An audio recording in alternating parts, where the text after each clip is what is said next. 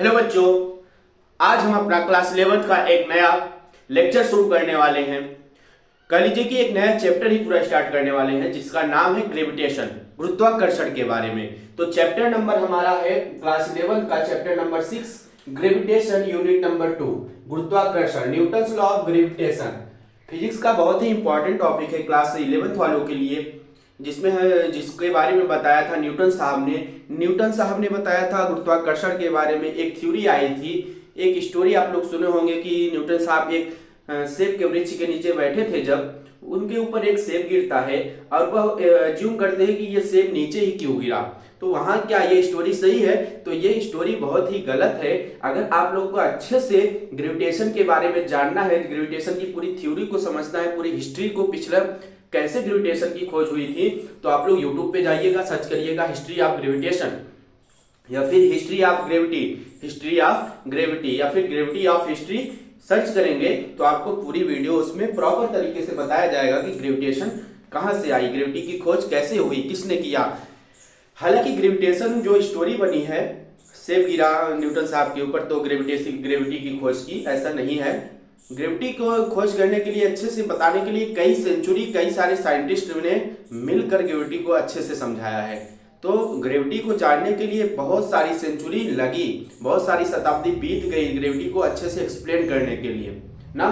फिर जाके हम लोगों ने ग्रेविटेशन को समझा कि ग्रेविटी होती क्या चीज है, उसके बारे में उसको हम लोगों ने फिर धीरे धीरे से उसको पढ़ना शुरू किया और उसमें करेक्शन करते हुए उसको अच्छे से इस थ्योरी को हम लोगों ने समझ लिया। तो आइए, आज का टॉपिक है ग्रेविटेशन, चैप्टर नंबर 6 क्लास 11। तो welcome to our YouTube channel physics test. मैं आपका अपना हिमांशु सर, जो आपको पढ़ाता हूँ फिजिक्स। चैप्टर का नाम डाल लीजिए ग्रेविटेशन, हिंदी में बोलते हैं गुरुत्वाकर्षण। तो Newton's law of gravitation, Newton ने ग्रेविटेशन लॉ कैसे दिया इसको समझते हैं ना। तो न्यूटन ग्रेविटेशन लॉ को समझिए। हमारे पास दो पिंड है, एक का मास है m1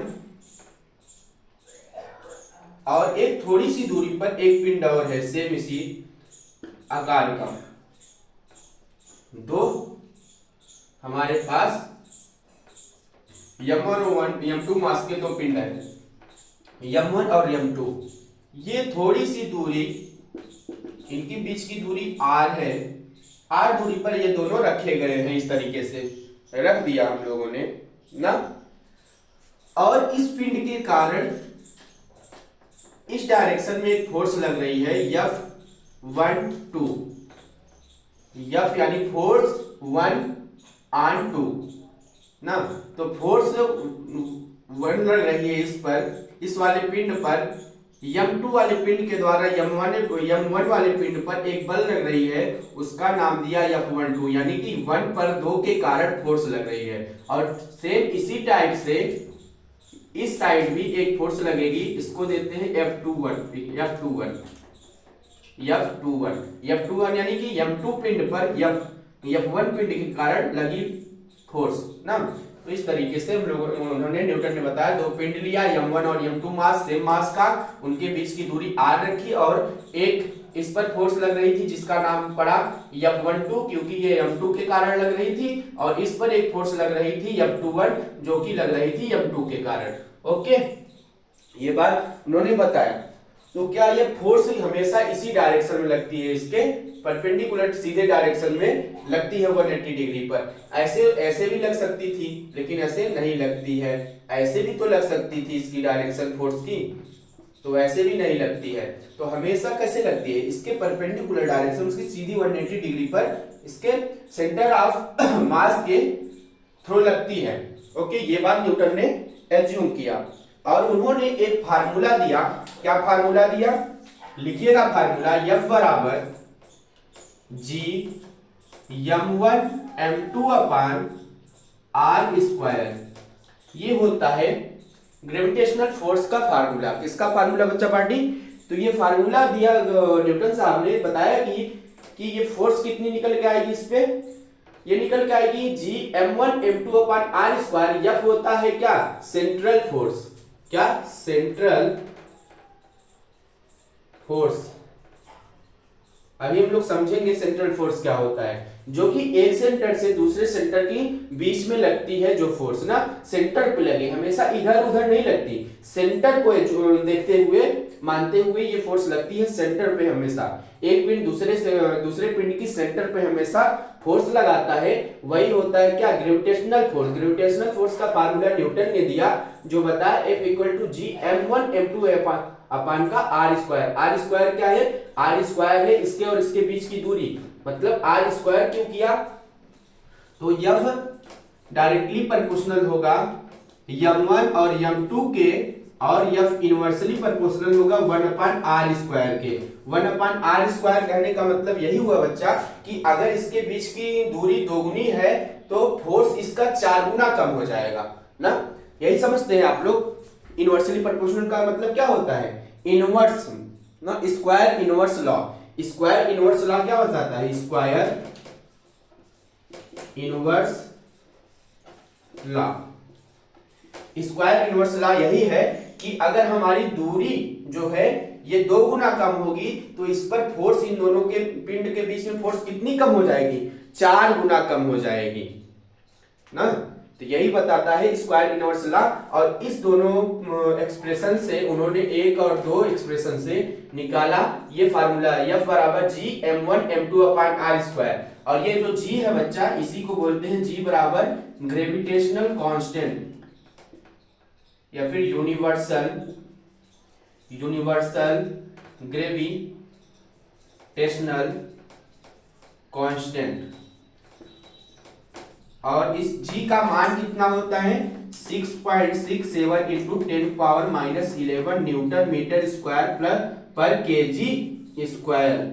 ये इसकी वैल्यू होती है, किसकी, g की वैल्यू इतनी ही आती है, 6.67 into 10 power -11 newton metre square पर केजी स्क्वायर। अब समझते हैं, एक बात तो ये हो गई सेंट्रल फोर्स के बारे में, ओके, सेंट्रल फोर्स के बारे में हो गई। दूसरी बात क्या है, यहां देखिए, दूसरी बात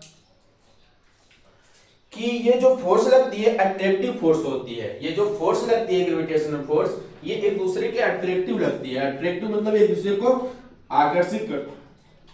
आकर्षित करती है, अट्रैक्टिव फोर्स। तीसरी बात force is independent of medium. Force is independent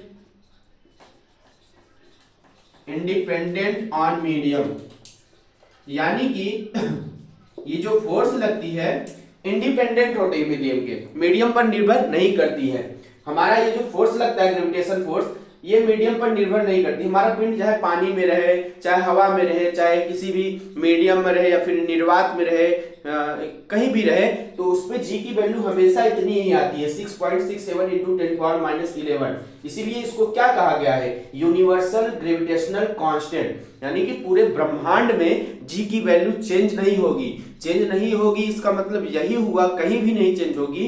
तो ये कैसा है, force is independent on medium, यह अपने मीडियम पर निर्भर नहीं करता है, किसी भी माध्यम पर निर्भर नहीं करता है। चाहे आप इसको सॉलिड में रखिए, लिक्विड में रखिए, गैस में रखिए, कहीं भी जी की वैल्यू चेंज नहीं होगी, हमेशा आपको मिलेगी कितना, 6.67 into 10 power -11 newton metre square पर केजी स्क्वायर। ओके, चौथी बात यह है कि ये न्यूटन्स थर्ड लॉ का पालन करती है। ये हमेशा न्यूटन थर्ड लॉ का पालन करती है हमारी gravitational law. Newton third law क्या होता है, action reaction law. Action reaction law, Newton third law of motion आप लोग पढ़े होंगे, एक्शन एंड रिएक्शन लॉ। उसमें बताया गया है every action has equal and opposite reaction but in opposite direction, यही बताया गया है। तो ये जो फोर्स लगती है F12, ये हमेशा किसके बराबर अपोजिट हो जाएगी, माइनस का F21। माइनस F21 का मतलब यही हुआ अपोजिट, उल्टा, एक प्लस एक माइनस, एक इस डायरेक्शन में लगेगी तो एक उसके अपोजिट डायरेक्शन में लगेगी। तो F12 इक्वल टू F21। देखिए यहाँ पर ये वाली डायरेक्शन ऐसे लग रही है, फोर्स की डायरेक्शन F21, और ये वाली इस साइड लग रही है, दोनों को आपस में निगलेक्ट कर दे रही है ना, एक दूसरे के अपोजिट। तो ये बात इस पे फॉलो होती है ग्रेविटेशन लॉ पे। पांचवा पॉइंट क्या है कि valid for point masses, valid for point masses, ये पॉइंट मासेस पर निर्भर करती है, बहुत छोटे मास पर, छोटे छोटे मास को, जैसे कि 1-2 kg का, 10 kg का। अगर हम लोग पृथ्वी और चंद्रमा को मान लें तो इनकी क्या है, मास बहुत ज्यादा है ना, मास ज्यादा जहां पर होता है, अगर पास पास रख दिए जाते हैं तो न्यूटन ग्रेविटेशन लॉ वहां पर नहीं लगता है। कहां पर लगता है, पॉइंट मासेस पर, छोटे छोटे मास पर। अगर हम देखिए एक सोचिएगा, अगर आप लोग सोच सकते हैं कि अगर पृथ्वी है और सूर्य है, पृथ्वी है और हमारी सूर्य है, अगर वहां ब्रह्मांड में देखते हैं तो बहुत दूरी पर रहती है, तो एक दूसरे के रिलेटिव में देखते हैं तो अगर एक बहुत दूर है तो बहुत छोटा दिखाई देता है। आप पहाड़ पर चढ़ जाते हैं, अगर नीचे देखते हैं तो आदमी आपको छोटे छोटे दिखाई देते हैं, लेकिन अगर पास आते हैं तो वही एक दूसरे को बड़े दिखाई देते हैं। तो अगर आप सन को आप अर्थ से देखते हैं तो बहुत छोटा दिखाई देता है, तो अर्थ के रिस्पेक्ट में सन क्या है, बहुत ही छोटा है, यानी कि पॉइंट मास है, वहां पर ग्रेविटेशनल लॉ फॉलो होता है। तो हमेशा वैलिड फॉर पॉइंट मासेस होता है ग्रेविटेशनल लॉ। अगली बात पॉइंट नंबर 6 लिखिएगा। Point number 6, significance heavy bodies, significance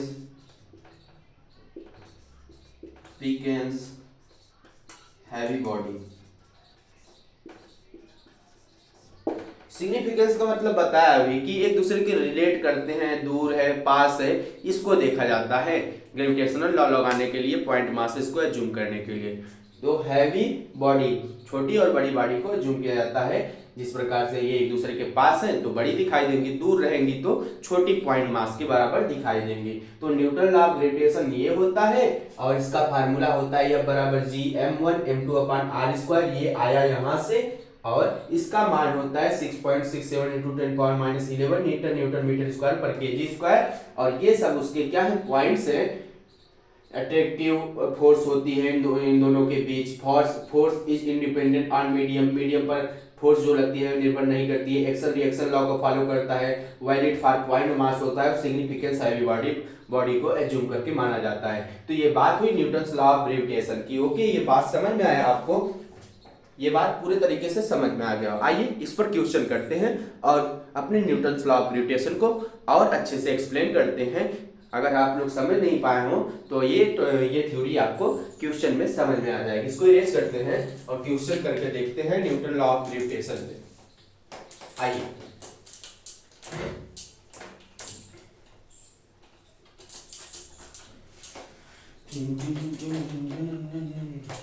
लिखिएगा क्वेश्चन, छोटू सा क्वेश्चन। एक 2 kg मास का पिंड है, 2 kg, एक ले लेते हैं 2 kg का, एक ले लेते हैं 10 kg का, 10 kg का। तो इसके और इसके बीच में दूरी ले लेते हैं, कितना ले लें, r बराबर ले लेते हैं 2 मीटर, r बराबर 2 मीटर। तो g की वैल्यू बता दीजिए, सॉरी F फोर्स कितनी लगेगी इसमें, ग्रेविटेशनल फोर्स, वही बता दीजिए। तो आप लोग बता देंगे, फार्मूला लगाएंगे, F बराबर G m1 m2/r²। ये तो बच्चों वाला क्वेश्चन है। G की वैल्यू रख देंगे 6.67 × 10⁻11, m1 की वैल्यू रख देंगे 2 kg, m2 की वैल्यू रख देंगे, m1 है ये m2 है, m1 और m2 की वैल्यू रख देंगे। अपान में r² की वैल्यू कितना है, 2 मीटर, 2 मीटर का स्क्वायर कर देंगे 4 हो जाएगा, यह बराबर आ जाएगा इतना 6.67 × 10⁻11, 10 दूनी 20 हो गया, और ये 4 हो गया, जो भी आएगा वैल्यू आप लिख देंगे वही हो जाएगा। सॉरी ये बच्चों वाला क्वेश्चन है। अच्छा क्वेश्चन करते हैं, आइए इसको इरेज करते हैं। अच्छा अब हमारा टॉपिक स्टार्ट होता है यहाँ से न्यूटन लॉ ऑफ ग्रेविटेशन का। ओके, तो क्वेश्चन करेंगे अब हम लोग, इंक भर लें। ठीक, क्वेश्चन नंबर 1 यहां से स्टार्ट होता है हमारा। 2 आइडेंटिकल स्फेरिकल बॉल लीजिए, आइडेंटिकल स्फेरिकल बॉल, इसका एक सेंटर ये है, सेंटर इसका ये है, दो हम लोगों ने आइडेंटिकल स्फेरिकल बॉल लिया, इसका स्मॉल m, इसका कैपिटल M मास है ना, इसकी डेंसिटी रो है, इसकी भी डेंसिटी क्या है, रो है। डेंसिटी को रो से दिखाया जाता है और इसको आपस में इसके सेंटर को मिला दीजिए। ये दूरी r है यहां से यहां तक, ये भी स्मॉल r डिस्टेंस है दोनों के बीच में। पूछा है two identical spherical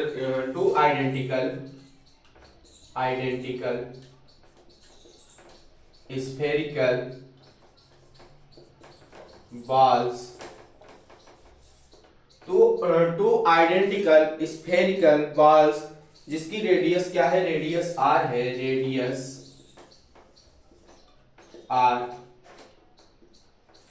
radius r made up of same material, made up of same material से बनी हुई है।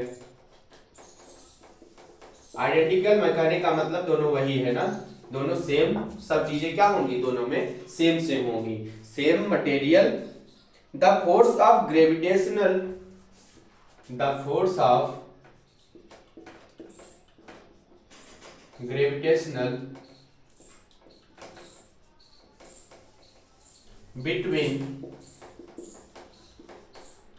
The force of gravitational between them is F, force between them यह ज्ञात करना है दोनों के बीच में। तो सॉल्व करिए।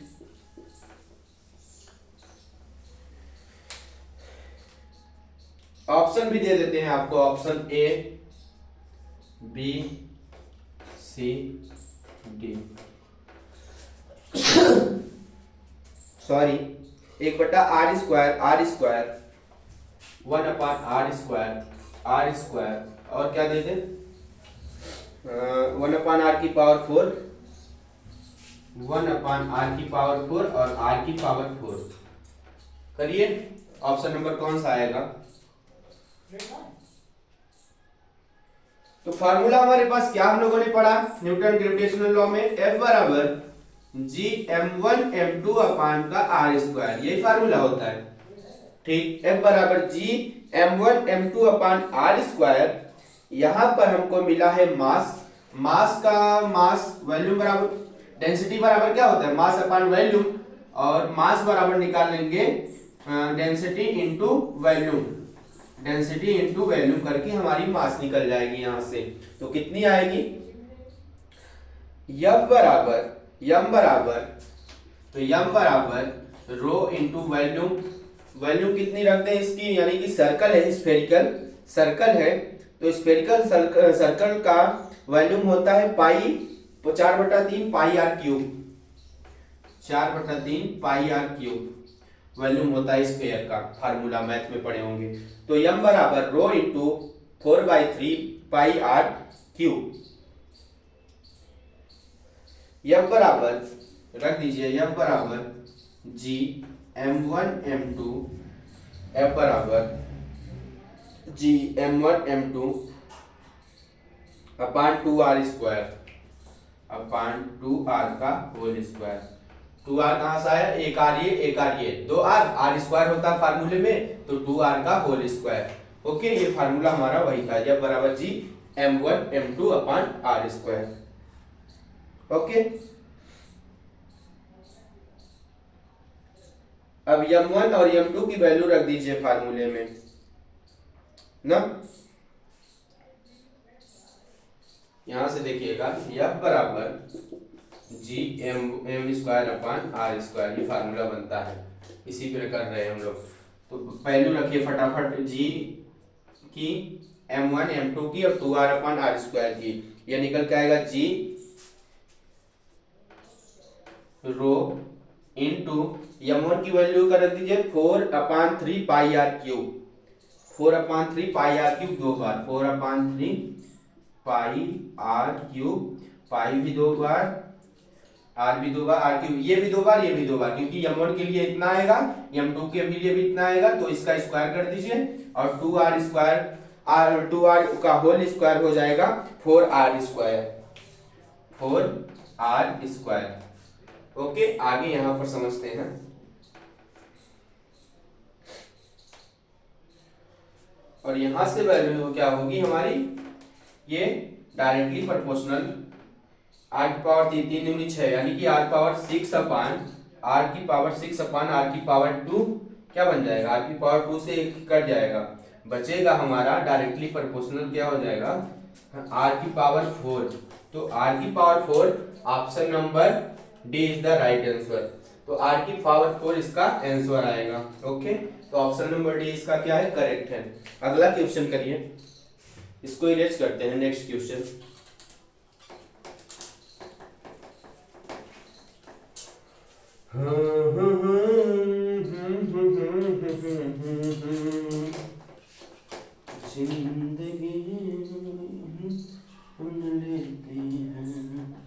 क्वेश्चन नंबर 2, चूहा को खाना करिए बंद। क्वेश्चन लिखिए। अब इस बार फिर से हम लोग क्वेश्चन नंबर दूसरा इस पे कर लेते हैं, F12 इक्वल टू F21 वाले पे ना, इक्वल एंड अपोजिट रिएक्शन वाले, इस पे क्वेश्चन करते हैं। तो दो पिंड लेते हैं हम लोग, पिंड एक ये लेते हैं जिसका मास है छोटा m, और एक पिंड और लेते हैं जिसका मास है बड़का m, यानी कि बड़ा m।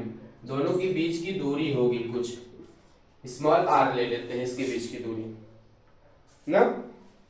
ये इधर फोर्स लगा रहा है F21, और ये इधर फोर्स लगा रहा है F12, F12 ये वाला है, और वो F21, एक दूसरे के अपोजिट डायरेक्शन में फोर्स लगा रहे हैं। और इसका एक्सीलरेशन है A12, और ये इधर एक्सीलरेट कर रहा है A21 से।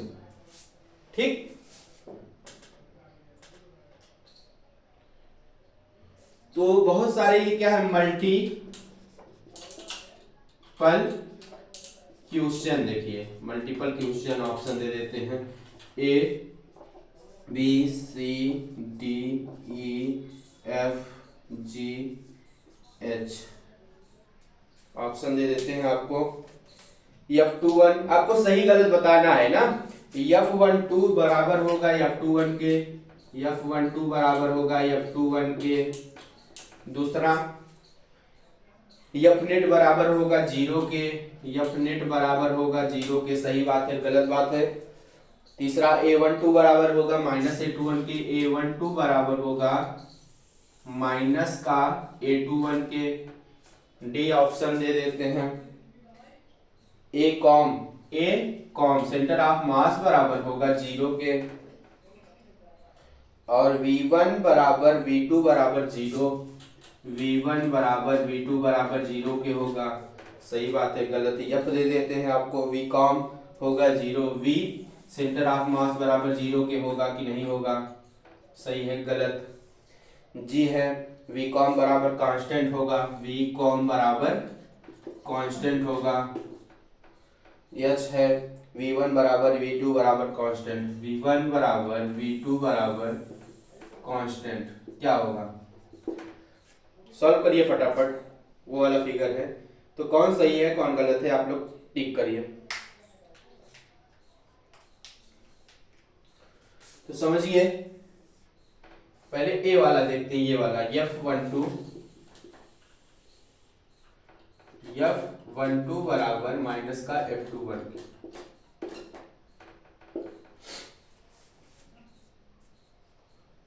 ये बात तो सही होती है, अपोजिट लगता है।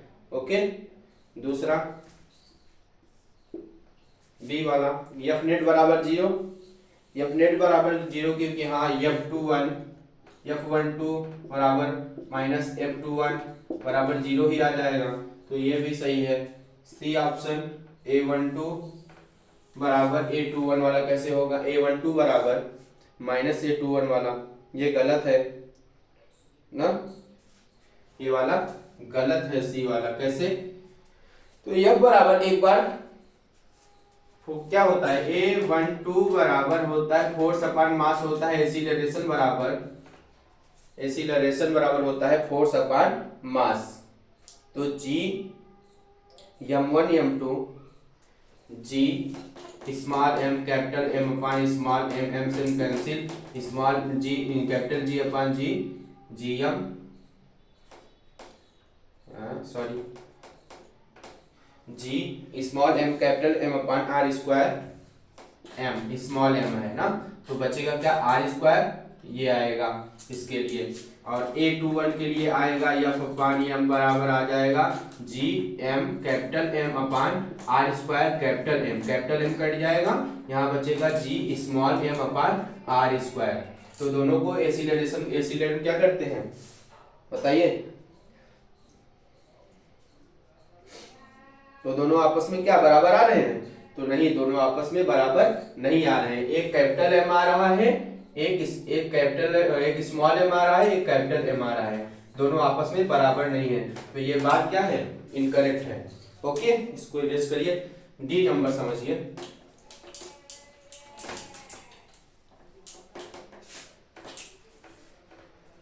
डी वाला डी ए कॉम बराबर क्या कर रहा है, ए कॉम बराबर 0 क्या है, क्या 0 के बराबर आएगा। तो फार्मूला होता है m1 a1 plus m2 a2 अपान m1 प्लस का m2, ये फार्मूला होता है एक्सीलरेशन को जोड़ने के लिए। तो m gm upon r square gm upon r square,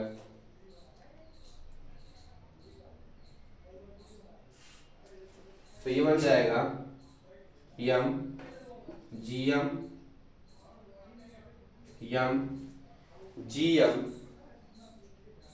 upon r square minus m gm upon r square upon m1 plus m2 a इससे कैंसिल ना, a कॉम बराबर, तो a कॉम बराबर आ जाएगा किसके, 0 के, सब कट गया। तो आया कि नहीं, a कॉम बराबर 0, तो ऑप्शन क्या है, सही है, option D will be the correct answer. ये भी सही हो गया। अगला, तो ठीक इसी प्रकार से आगे भी करिएगा। तो ई वाला क्या है, ई है v1 बराबर v2, गलत है।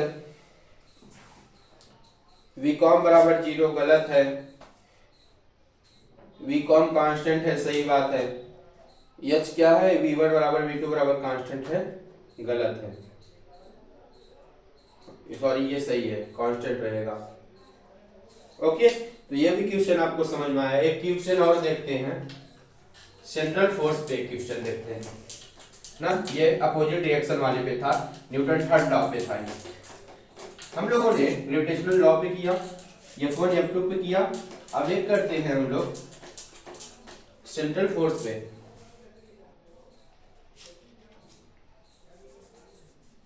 ओके, तो क्वेश्चन नंबर 3 ले लीजिए, 2 पिन ले लीजिए, एक 10 kg का ले लीजिए, एक 2 kg का ले लीजिए। ये दोनों इनफाइनाइट पे रखे गए हैं, इनफाइनाइट डिस्टेंस पर, बहुत दूर पे ही पॉइंट मासेस पे ही लगता है। और ये भी रेस्ट में है, ये भी रेस्ट पे है ना। एफ नेट है इसमें 0,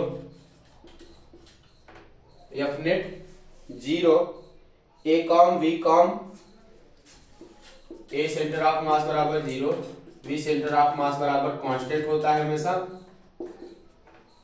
सॉल्व कीजिए, क्या याद करना है, सेंट्रल फोर्स निकालनी है, सेंट्रल फोर्स, इसके और इसके बीच में बल निकालना है, सेंटर इन दोनों के बीच में निकालिएगा। ऑप्शन दे दे, ऑप्शन ए बी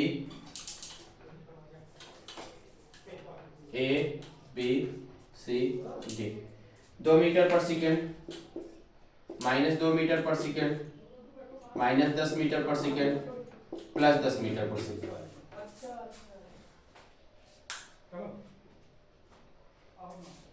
अगर इस दोनों को पास में लाते हैं, एक 10 kg का है, एक 2 kg का है, ओके, दोनों को पास में लाते हैं, ला दिए। एक मान लिए हम लोग 2 मीटर पर सेकंड की चाल से चल रहा है, और ये इधर साइड मान लीजिए किस चाल से चल रहा है, v वेलोसिटी से इस साइड ये चल रहा है। तो v निकालना है हमको। फार्मूला क्या होता है, लगा दीजिए। vcom बराबर फार्मूला बनता है m1v1 plus m2v2, m1v1 plus m2v2 अपान का m1 प्लस m2। रख दीजिए फार्मूले में वैल्यू m1v1 की और m2v2 की, तो मिलेगा हमको 10 into 2 plus 2v, 10 into 2 into plus 2v, m1 m2 कितना है 10 प्लस 2, 10 प्लस 2 12, और v कॉम बराबर ये बन जाएगा, इधर आएगा क्या 0 के, ओके। तो 20 प्लस,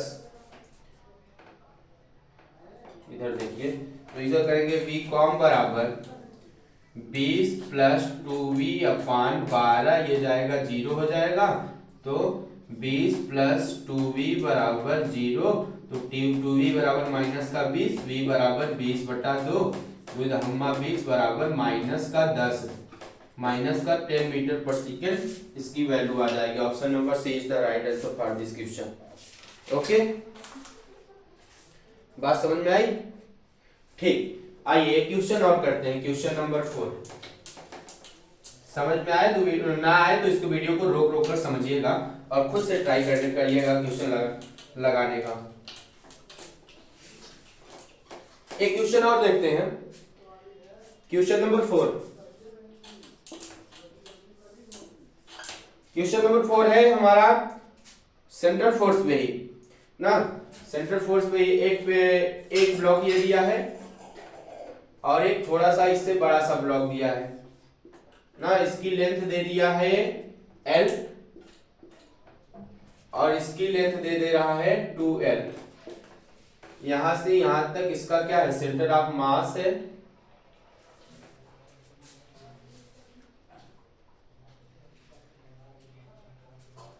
और ये डिस्टेंस है L/2, R की वैल्यू L/2 दिया है,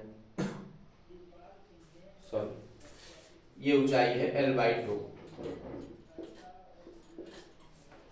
ओके। ये m 2m, सेंट्रल फोर्स निकालना है, सेंट्रल फोर्स। सॉल्व करिए, सॉल्व करके बताइए। ऑप्शन दे दें, A B C D, 4 option दे देते हैं आपको। 2gm square plus L square, 2gm square, 2gm square upon L square, 4gm square upon L square, 8gm square पर L स्क्वायर, या फिर 16gm square upon L square. क्या आएगा, फटाफट से आंसर करिएगा, जल्दी जल्दी से इसको कमेंट बॉक्स में कमेंट करिएगा। तो इसकी अगर डिस्टेंस की बात करें, क्या डिस्टेंस आएगी,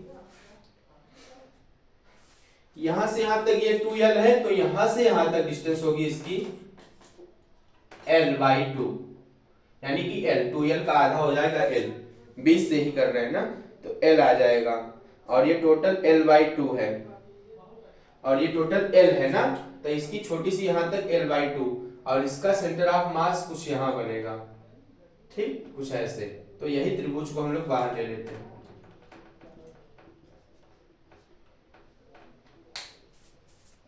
ओके। ये R है, ये L/2 है, ये L है, तो R निकालिए।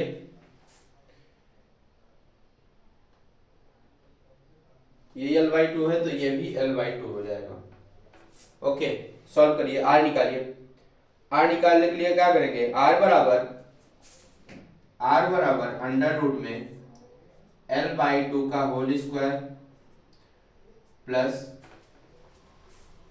L/2 का होल स्क्वायर, लंब का स्क्वायर प्लस आधार का स्क्वायर। तो r बराबर बन जाएगा एल स्क्वायर अपॉन 2 का होल स्क्वायर, यानी कि 2l/2 का होल स्क्वायर, ये मिलेगा हमको l अपॉन 2 √2, l अपॉन 2 √2। फिर फार्मूला लगाते हैं अपना, कौन सा, वही ग्रेविटेशनल वाला, F बराबर G m1 m2 अपान का r स्क्वायर। रखिए वैल्यू, r की वैल्यू रखिए, तो G 2m square upon G 2m square upon l/2 का होल स्क्वायर, l/2 का होल स्क्वायर। सॉल्व करेंगे इसको आगे, नीचे दिख रहा है G square m square upon G m square upon l square G 2m GM2m बनेगा GM2m, और इसको यहाँ पे कर देते हैं GM square upon GM square, sorry G2m square upon G2m square upon क्या करते हैं l/2 का होल स्क्वायर को तोड़ेंगे तो आएगा l square into 2/4, l square into 2/4। Okay, 2 से 2 कैंसिल हो जाएगा, ठीक, 2 से 2 कैंसिल, नीचे 4 बचा, ऊपर चला जाएगा तो 4 ऊपर चला जाएगा, 4GM square, 4GM square upon l square. तो यह की वैल्यू कितनी आई, यह बराबर 4GM square upon l square. तो option number B is the right answer, 4GM square upon l square. Okay, बात समझ में आई, ठीक है, इरेज करें, इतना बस समझ में आया क्वेश्चन। अब आइए समझते हैं principle of superposition of forces, principle of superposition of forces. इसको इरेज करिए, क्वेश्चन आप लोग समझ गए होंगे किस प्रकार से लिमिटेशन पे क्वेश्चन होते हैं, ठीक। अब हेडिंग लगाइएगा, principle of superposition of gravitational forces, principle of superposition of force.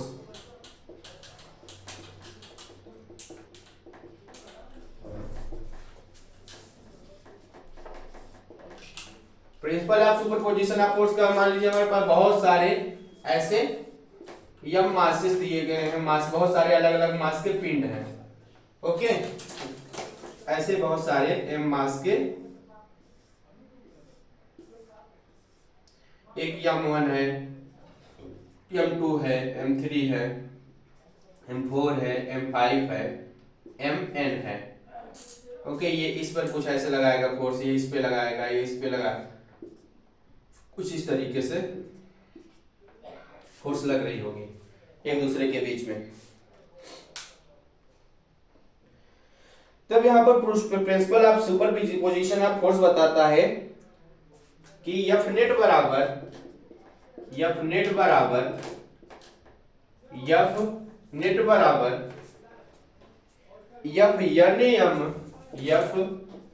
mn m1 के कारण प्लस F mn m2 के कारण प्लस F mn m3 के कारण plus so on F mn -1 के कारण।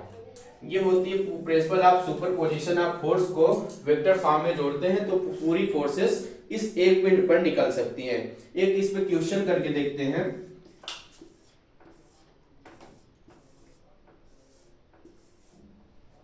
एक क्वेश्चन देखिए कि एक त्रिभुज जैसा है, ये इस पर कुछ फोर्स लगा रहा है, यम इस पे लगा रहा है, ये 2 में है, ये इस साइड कुछ इधर लगा रहा है फोर्स, ये इधर लगा रहा है, ये इस साइड लगा रहा है, ये इधर भी लगा रहा है।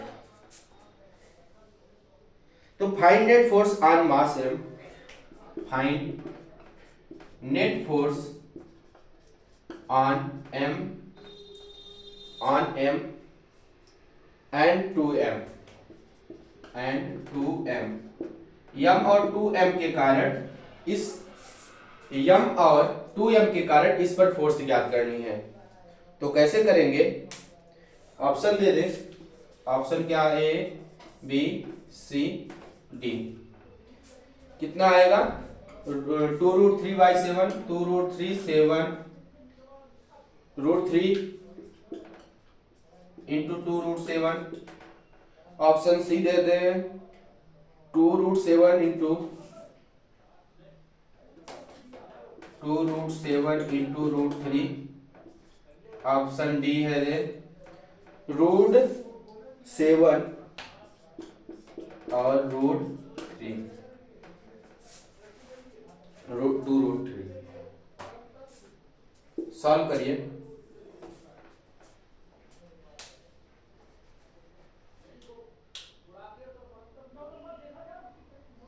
सॉल्व करिए फटाफट।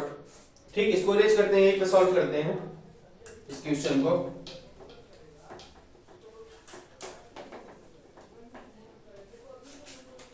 इसको लिख लीजिए, क्वेश्चन यही सॉल्व करते हैं, सॉल्यूशन।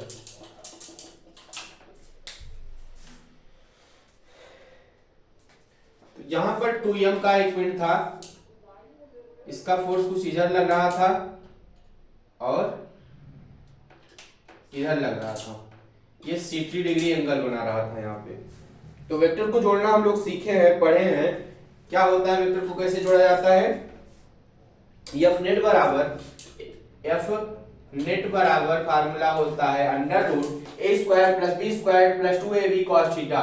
तो a² + b² + 2ab cos theta यहाँ पर बनेगा f² + f² + 2ff, f² + f² + 2ff cos 60 degree ना। तो एफ नेट बराबर बनेगा यहाँ से f² + f² 2f² + 2f², 2f ये बन जाएगा √3 f², ये मिलेगा √3f²। और फार्मूला होता है f बराबर Gm²/r²। यम मिलके क्या बन जाएगा, m²। तो f नेट बराबर √3 2Gm² √3 f नेट बराबर √3, f की वैल्यू रख दीजिए Gm1 m2 r²। तो 2 ये मिली थी 2Gm²/a², 2Gm²/r²। Okay, 2Gm²/a², r की जगह पर a है, यहाँ पर a² कर दीजिए। तो √3f आएगी यहाँ से वैल्यू कितनी, √3f। एक की वैल्यू मिल गई। अगला यम के कारण, यम वाला कैसे लग रहा था, ऐसे फोर्स लग रही थी 60 डिग्री पे। यहाँ पर भी फार्मूला वही लगा दीजिए, एफ नेट बराबर क्या लगेगा, a² + b² + 2ab cos theta. तो f² + f² + 2f² + 2f² 2f का whole square plus 2f cos theta, 2f cos 60 degree. Solve करिए। एफ नेट बराबर कितना निकलेगा, एफ नेट बराबर मिलेगा आपको कितना, ये मिलेगा f² + 4f² f² प्लस का 4f² और ये बनेगा 2f × 2f कितना, f² प्लस 2f²। ओके, जब आगे सॉल्व करते हैं मिलता है √7, 4 2 6 7f मिल गया, 7f², यानी कि √7f²। हमको यहाँ से मिला एफ नेट की वैल्यू, तो √7 × f मिल गया, √7f। तो एक वैल्यू ये आई, क्या क्या, एक मिली हमको √3 और √7, 2√7। ओके, तो ये दो बातें हमको मिली। तो ऑप्शन नंबर जो था, ऑप्शन नंबर आपका डी वाला, डी ऑप्शन जो था वो सही था। ओके, तो आज का क्लास आपका यहीं तक। आज हम लोगों ने पढ़ा ग्रेविटेशन चैप्टर स्टार्ट किया, इसमें थोड़ी सी बेसिक बातें जाने, फिर हम लोगों ने ग्रेविटेशन पर कुछ क्वेश्चन किए और सुपरपोजिशन ऑफ फोर्स पे क्वेश्चन किया और थोड़ी बहुत बातें हम लोग सीख लिए। तो बच्चा आज से आपका चैप्टर नंबर 6 ग्रेविटेशन स्टार्ट कर दिए हैं। आगे इस पे लगभग 5 लेक्चर होंगे, आपको पूरे लेक्चर लगातार देखने को मिलेगा। तो आज के लिए बस इतना ही, मिलता हूं नेक्स्ट वीडियो में। तब तक आप लोग पढ़ते रहिए, खुश रहिए, मस्त रहिए। जय हिंद।